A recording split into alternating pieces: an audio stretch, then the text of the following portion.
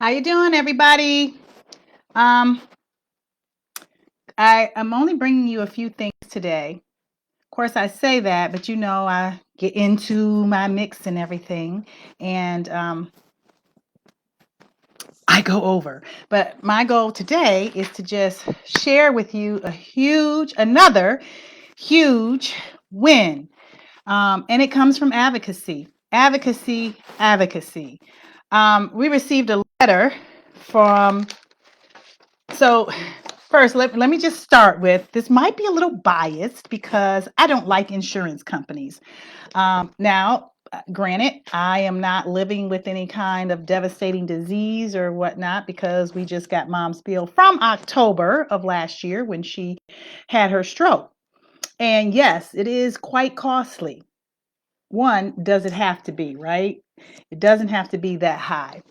Two, it's almost April, right? That happened in October. What if I paid my bills that late? Maybe I should be charging some interest on them charging me.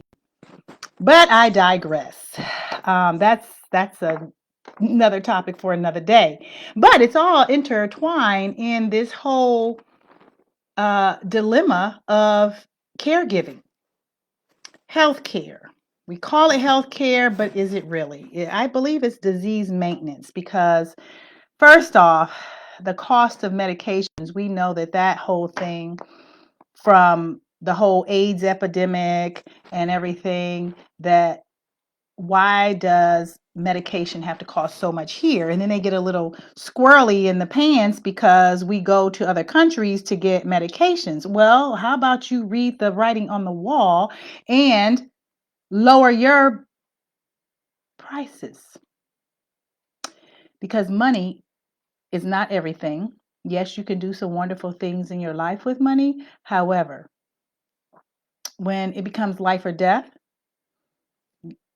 the money part, yes, you have to have the money to get the different treatments and things like that, but you can't take it with you. So we received this letter, and I don't know why I got to check into it because we get like 3 copies of it, one of which is in huge print. I'm like, okay. So let me start off by saying, again, thanking the information that I got from Dr. Canterbury, and I hope you have checked him out. If not, put that on your soon-to-do list. The other thing I do really, really love with him is he checked back in with me to see, and he gave me my homework and my stuff to do, and it was very successful, and thank goodness for that. But he checked back in to see, hey, just checking in, see how things are going, yada, yada, yada. I also have not done, I'm going to do it today or this weekend, my testimony for him. And actually, these are some testimonies for him. But that is one good thing. What doctor do you know follows up with you outside of make another appointment? We'll see you in 3 weeks. We'll see you in 3 months. Okay. So definitely compassion is expressed and shared, and you feel it when working with him. The other thing is I got a letter from mom's insurance company. So last year we had a different insurance company. I guess it shall remain nameless. This year we have a different one. It's now March, so we're a quarter into the year, and I'm still battling with things because I say that we selected this particular insurance company, company number 2, because of their formulary. Formulary is the list of drugs that the company has, I'm going to just say, are in bed with. And these are the drugs that they are allowing, that they decide that they're going to, quote unquote, cover for you. Okay. Also learned when I was getting my insurance that, they track it, and don't hold me to this, but they go back 5 years in your experience to see what your behaviors, what your patterns are like. Are you taking your medicine? Are you a high risk person? So that's how they determine, one of the criteria in which they determine if they're going to take you on as a client. But the funny thing is, I did all this research before when we selected this insurance company for mom. Okay. Now, We happened to have had them before when they supposedly said she had COVID, and those were the funkiest photoshopped results I had ever seen in my life. And I think I took a picture of it. I probably need to find that on there because it was fictitious. I'm just going to say that. She didn't have COVID. And that was another conversation. That was before we knew some of the things are going on. Now, although, yes, I did, because I couldn't go up on the floor. They wouldn't let me up on the floor. I'm like, I'm her POA. But then when they wanted something, they were like, oh, well, you can come up on the floor. I'm like, I thought you said I couldn't come up on the floor. But all of a sudden, the rules changed in their favor. So that's what I'm saying. You have to be aware of things and be very direct with them. So I'll save that whole conversation for another presentation. What I want to talk about today is the fact that the formulary, because as I said, we had gone through her whole list of drugs, and it's not like she has a lot, but we went through her medication list. I like the energy of that much better than drugs. And this particular company too said, we'll take this, we take this, we take this, we take this. Okay, let's go with that particular company, I said to my agent. She checked all these meds out. So now it's time to we're in the system and, getting off of her schedule from the old one because she had them auto shipped is much easier. One less thing I have to do if it's done right. So as I'm transferring these medications over to the new company 2's pharmacy to get the auto ship, now I keep getting some red flags. Oh, well, we'll temporarily fill this for you, but this is not in our formulary. So you'll have to figure out something else, basically, is what it says in between the lines going forward. But this time, we're going to let you do it. Okay? So that happened, and I'm like, okay, for her insulin. And I'm going and working with the endocrinologist. We were talking about weaning her off, but we're not quite there yet. So we probably need another round. So we got to go with this new insurance company, company 2. I can deal with that. Then we move to a second drug. And same thing. Oh, this isn't on our formulary. And so we'll, do it this time, but you need to look for another drug, a compatible drug moving forward. Okay, now I'm getting a little suspicious because I did all this work before I selected you. So I'm trying to figure out what happened between October when the open season happens and they're like, get your insurance, get your insurance. I'm sick of looking at them commercials on TV. I got my insurance for her early. So I'm not understanding why all of a sudden it's not covered. So I put on my advocacy hat and I reach out to them and you have to know how to play your roles because all the world's a stage, right? We're all players. So you have to know when to put on your costume and play that role. So the first time I call and reach out to them, hey, I'm not understanding why. Could you explain this to me? And some of them the second phase got a little funky. And so my concern was, could you explain this to me like a kindergartner? Because I'm not understanding all of this. Because I checked all this out before, and now all of a sudden you guys are saying you don't cover it. So I'm trying to figure out, can I have the formulary list? Didn't want to give me the formulary list. I asked for it several times. They want to direct you online. I need a hard copy, but they want to direct you online. Now, we know that you can change stuff like that online. If you give me a printed copy, then you're sort of held to it. But they're probably going to have that subject to change. And I get that. However, this is not the plan that I signed up for. And I want you to explain to me, when did it change? Why did it change? Because that is one reason we selected you all. So you have to know when to push a little harder. So I pushed it. Well, then they give you, let me read because you got to do this whole appeal. And I told them, look, I don't have time for that. I'm trying to take care of someone. I did all my work in the beginning. So their message says, okay, we're writing to share with you some news about your recent prior authorization prescription request. Unfortunately, your coverage for payment under your Medicare Part D benefit for, and they talk about the drug, was denied. Now, this happens to be an eye prescription. Eyes are very delicate body parts, right? Here's why we made our decision. We cover this drug when our criteria are met. So now they're going to put some criteria in place. The formulary don't mention all the criteria. I'm just saying. So now you want to put all this criteria. The unmet criteria are has tried or cannot use a, and then they put a another supposedly comparable / generic / some other off the wall, not name brand drug medication. So that's another thing that I have an issue with, because everybody talks in a different thing. You want to talk brand names, but then the insurance companies want to talk generics or something. I'm like, okay.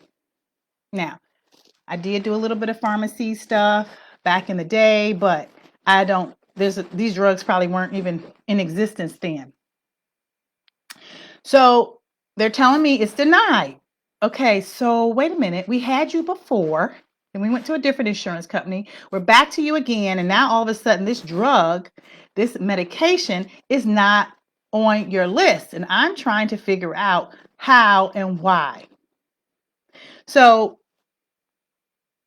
when I called them up, I was very nice, and I told the lady I didn't understand how it's there, was accepted before, is no longer accepted. But yes, there has been a gap of a year, and I know that things change. I am aware of that. The whole world has changed. The economy has changed. They're digging deeper in our pockets.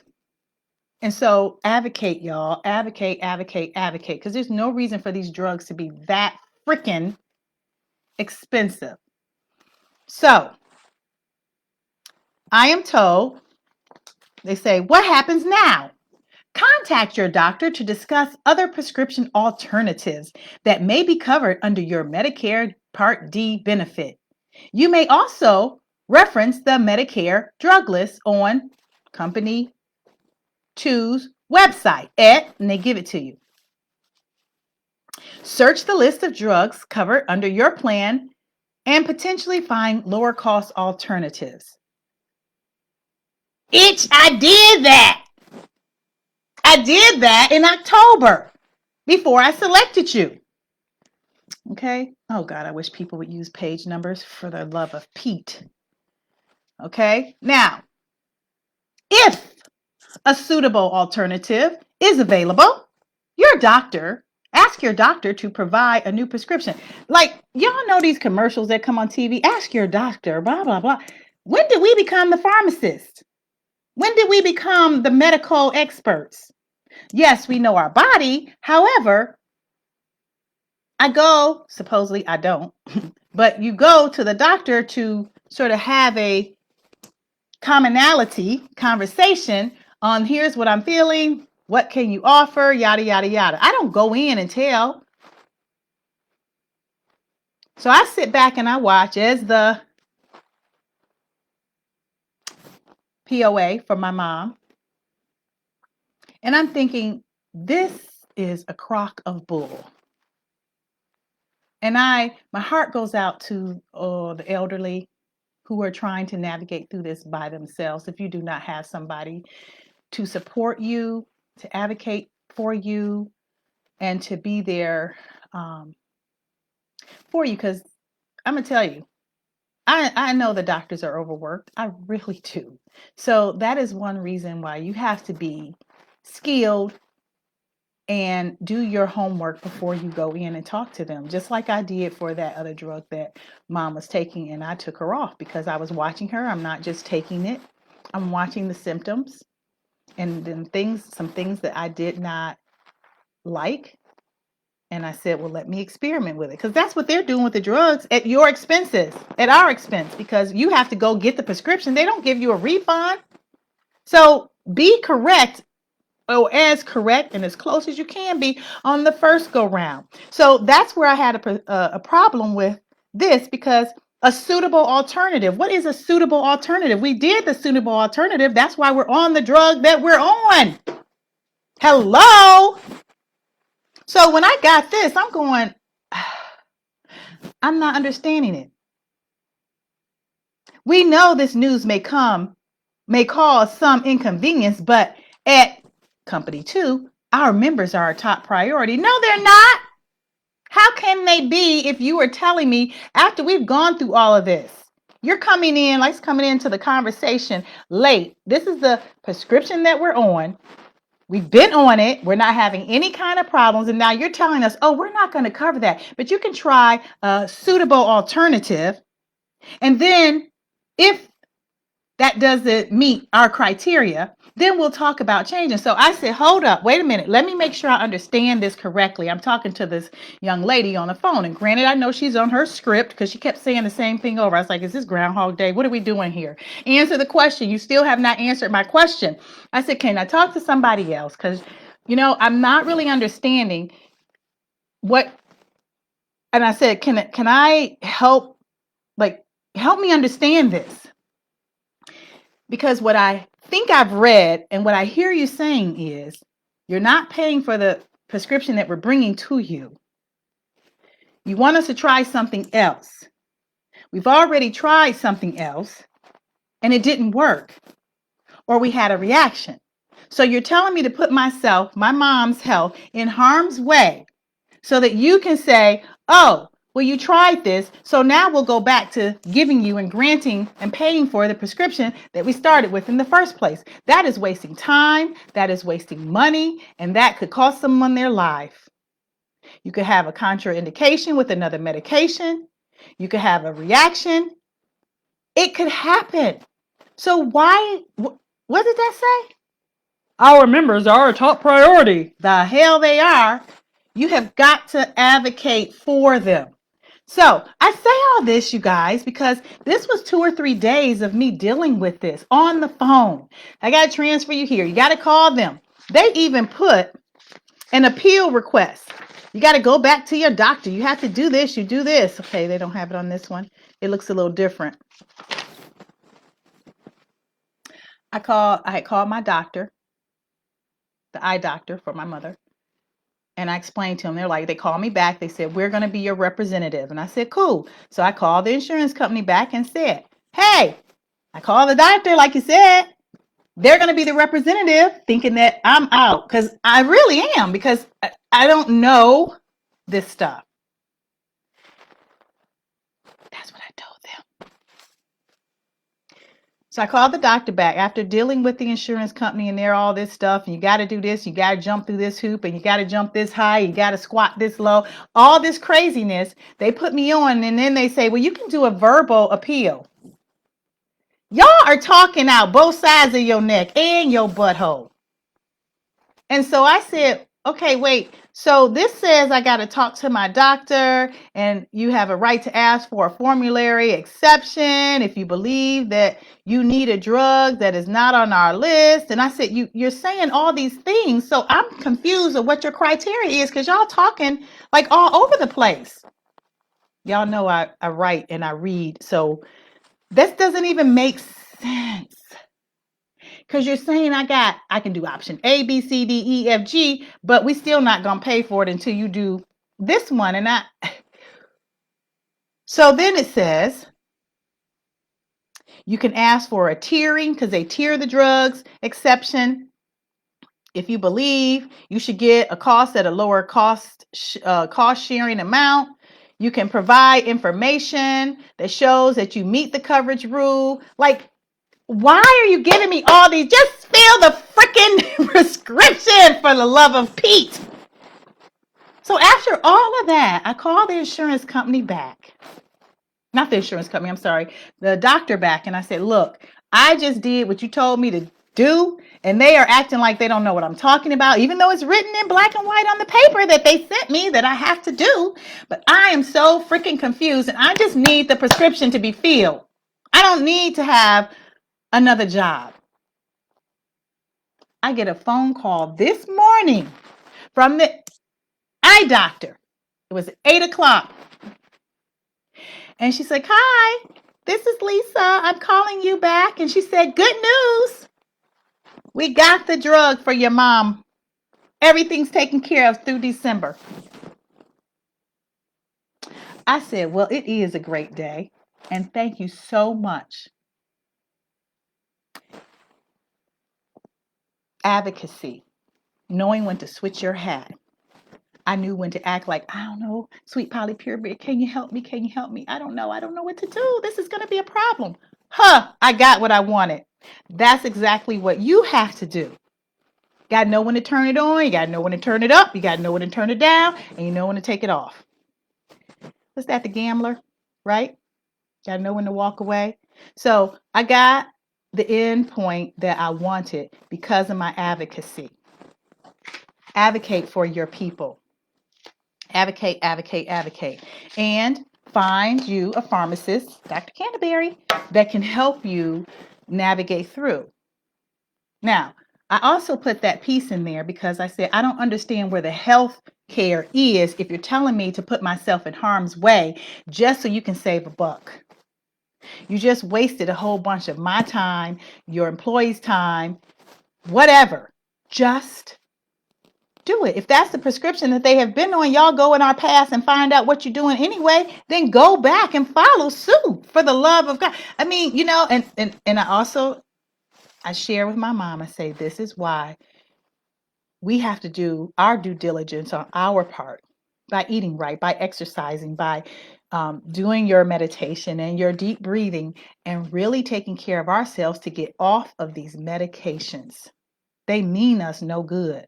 Because when you start to have 2, 3, 4, you have drug interactions, you have reactions, and you start having things pop up that are not truly what's going on. And then don't even talk about adding in that whole emotional component. That's a whole nother story of crap that we have held down inside for the longest.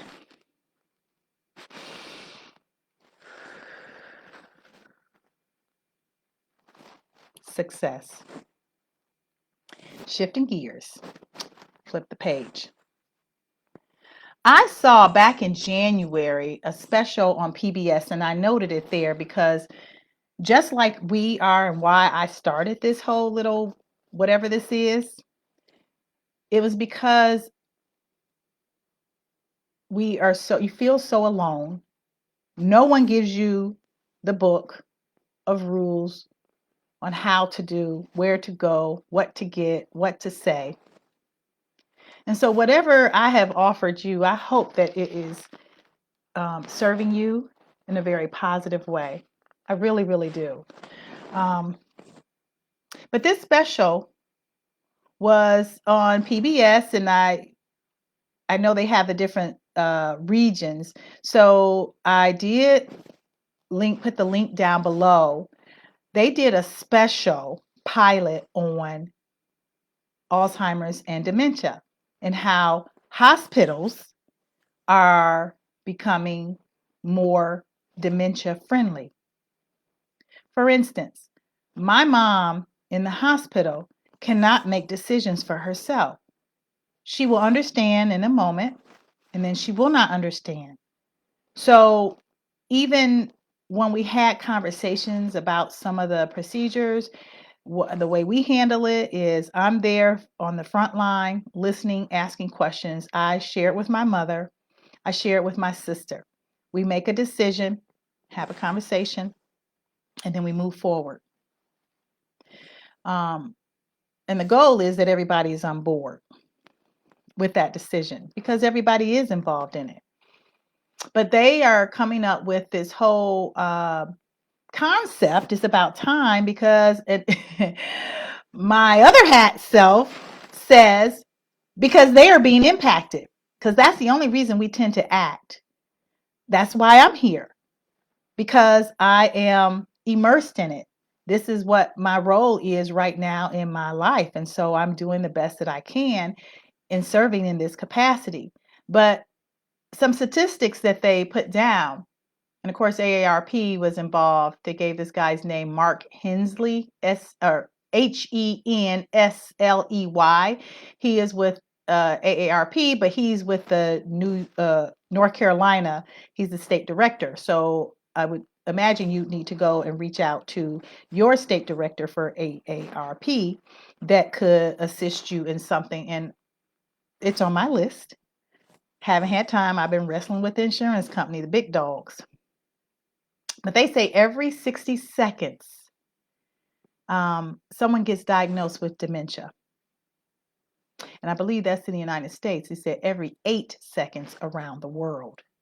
So our population in this world is aging, and they're not aging gracefully like in the blue zones. They have some memory issues, some mild cognitive issues, but they have some memory issues. Some people, depending on where they are in their stage of memory loss, are able to still navigate and to live independently and fruitful lives. Some people are greatly impacted by that, and they cannot. They need assistance. But our healthcare system, as you just saw, I like to think that I'm cognitively able to deal with that. It's confusing.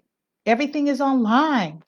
Elderly can't really navigate in this virtual world. That's not how they were raised. And so it's just not going to, you already got memory issues. So why, right?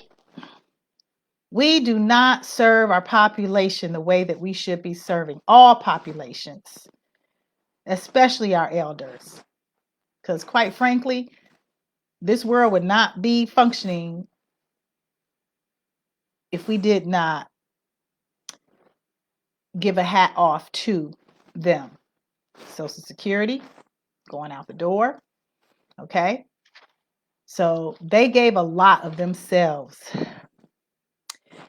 to allow us to be where we are right now. And that just hurts my heart when I think about how we treat them. But there are lots of changes in the community with MCI or mild cognitive impairment. So this particular special that they're running is focusing on going to restaurants, not hovering over and waiting. It's taking them time to sort of digest if it's a different restaurant. Hopefully they're with someone else, but if they're still in that independent state, they need some time to process. Just like in the classroom, when you have some students with some executive disorders, I'm just going to say, they can't process as fast as your typical person. Going shopping, trying to make selections or getting their money out if they're going to pay with cash, or looking for items on the shelf in the store. I know I go to Costco and they change the freaking layout all the time, and I'm like walking around like a zombie trying to find what I'm looking for. Used to be you could run in the store, go here, here, here, and I'm like, well, shit, where'd they move it? I'm like, what? Where is it? Okay. Even driving. We all get behind a driver sometimes. And that other link that I gave you all a while, something about minds, and it was Blacks with dementia, living with dementia. So on the road, someone who's driving a little slower, or look at you when you're looking for a street name, you're driving, hitting on the brakes, sit on the brakes. So we all have some parts of this, and it's just go with some compassion. But the link that I put down there, I think you'll enjoy. It's only like a 2 or 3 minute piece, but then they talk about other segments, as I mentioned here, of being dementia friendly, Alzheimer friendly. So they also mentioned a couple of places, Dementia Alliance, that was here in North Carolina, and they have a dementia-friendly ed program. So a lot of places are starting to recognize and provide services to support people with dementia or mild cognitive impairments. Okay.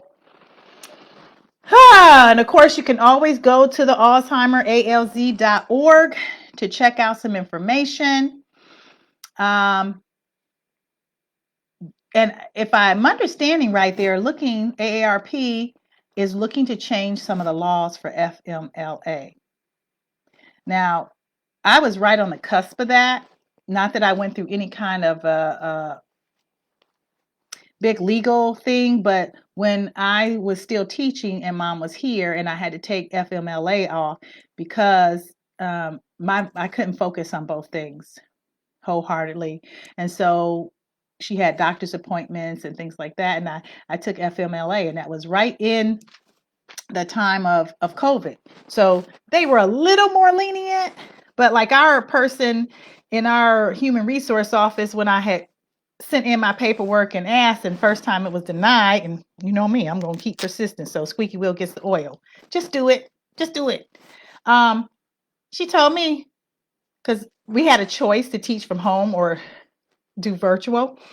And I asked if I could stay virtual longer. She said, well, I'm taking care of my mother, and she was 80 something years old, and I'm doing it. Yeah, you're sitting in an office, lady, too. You're not doing what I'm doing. So why would I come and ask you for something that I really didn't need? What is wrong with people? You just smile. I ain't asked you about your life. I asked you about if I could take it. Nobody asked you what's going on in your life. So, but thank you for sharing. Okay, so I'm at the brain part. Compliments of the National Institute of Neurological Disorders and Stroke. I shared this with y'all earlier. You can go online and order all of these things. Okay. From the U.S. Department of Health and Human Services, from Bethesda, Maryland. But anyway, that's our brain, of course, and they talk about the different parts because each part is responsible for something different. So our forebrain, our midbrain, and the hindbrain. And depends on where, for Mom's, where she had her stroke, what was occluded so that the nerve fibers, the transmissions either happen or they don't happen in that particular area. And how bad it is how they determine, looking for my notes here, what's going to be impacted. So for instance, in the healthy brain, I'm just going to give like two parts. The cerebellum, okay, which is in the hindbrain, that's that funky looking thing. Can't do this backwards here. That's the cerebellum. And that's the hindbrain and the stem. It's responsible, and it's back there protected, the back of your head, right? Your respiration, your heart rate, and your coordination and rote movements. In other words, if I'm walking, I can get up out of my chair and just start walking. All that's controlled by the back of my head, and it's back there to protect you, right? So helmets and things like that. The midbrain is where your reflex actions and your eye movements are. So they're in the inner brain. So it's protected. It's like a wraparound all the way. Okay, in that inner brain. And you think about, I remember when I was in school, and it wasn't just anatomy. This class was called Human Structure and Function. And I didn't understand that then, but now as I've gotten older, I realize the structure of our brain and the function of it. So this is really, really important and vital back here. So that's why it's back there. It's hidden to protect you. And then, of course, you have the forebrain, which is where all of our thought is. That is the largest area. It's highly, highly, highly developed. That's what separates us from other animals because I had to take comparative anatomy too. So your birds and your dogs and your animals and reptiles, they don't really have that whole front brain. That's where our thought comes from and our intellect, our memory, our planning, um, our imagination, our cognitive function, recognition of faces. So, and if you've looked at, and I don't have it with me, I'll have to do that later, but you can go online too, looking at a healthy brain versus a brain that is impacted by the dementia with the tau and the tangles. Their brain starts to shrink. And so when it starts to shrink, things can't move as they don't have that mobility. And that's where the memory starts to dwindle. They can't hold on to it. It's not that physical piece there in the brain. And the skull is the same. It's just inside the brain. It's like a shriveled up space. Like if you leave something there and it starts to shrivel up, like an apple. So I'll start going through the different parts of the brain and what they mean. And I'm doing this more so to reteach myself because I learned this stuff a long time ago. But in it, I'm starting to see the comparison between the different supplements, vitamins, nutrients that we have, because although they cannot right now figure out, they know what's happening, they just don't know how to really stop it and reverse it. But just like everything else, there are probably some companies that we know not of that can do that. I do know that doing crossword puzzles and things like that, I like Word, where the letters are in a circle and you have to fill in the crossword puzzle, or even a word search where the words are there and you have to find them in there. That's training the brain, training the eyes, and keeping them active. So I like to have them for Mom. However, her vision is going, so it's hard to find things for her. But even listening to books on tape are good because that can still stimulate the imagination of what's happening, where, when they're describing a scene, you can make the pictures in your head. So just keeping it active. But today, I just wanted to share my success with her getting her medication. And so there was another one that when I was talking to the insurance company too, and I said, so is every prescription that we have, are we going to have to go through this every single time? Yeah, I was being a smart ass. But the lady said, well, I do see another one on her list. And I said, well, can we get this taken care of now? Because every time there is a new, the end of the prescription from the previous one, you guys are saying you're not going to deal. So let's just go through this right now. So there was a long pause on the phone. I guess she didn't want to go through it now. And I said, well, tell me then what it is that you have on there that is not meeting your criteria. Start using their words and they know what to say. So if you can tell me, I can go and reach out to the doctor. They can contact you so that I can be done with this and we don't have any kind of interruption, because I surely would hate for her to have an interruption in her medication that is so important, but yet you can't fill it in a timely manner. Do you hear what I'm saying? Because I thought the whole purpose was to help keep her healthy, not to figure out and start experimenting with, let's see if this generic version will work. We already went through that. So as y'all can see, I'm very passionate about this, but I got what I wanted, and that's all that matters. And I was very nice. I wasn't screaming at anybody. I've learned a long time ago that doesn't get you anywhere, especially when I worked for Progressive Insurance and people would call in and they got to talk to me. And I'd let them just talk and scream. Hello, are you there? I'm here. I'm listening and I'm writing down lots of notes that you are telling me. But when I start talking, you will listen to me. And if you cut me off, then I will terminate the call. So what is it that you need help with? I understand. And you go through and everything and they realize that you heard them. And that's all people want. They want to be heard. They just want to be heard. So I love you all. It's Friday. And I gave you the wrong date last time. It was not March 4th. It was March 7th. So 7 plus, oh, was it? I don't know. Today is the 15th. So yesterday was Pi Day for our mathematicians. And today is the Ides of March. So beware the Ides of March. Kisses to you all. Love you much. Peace.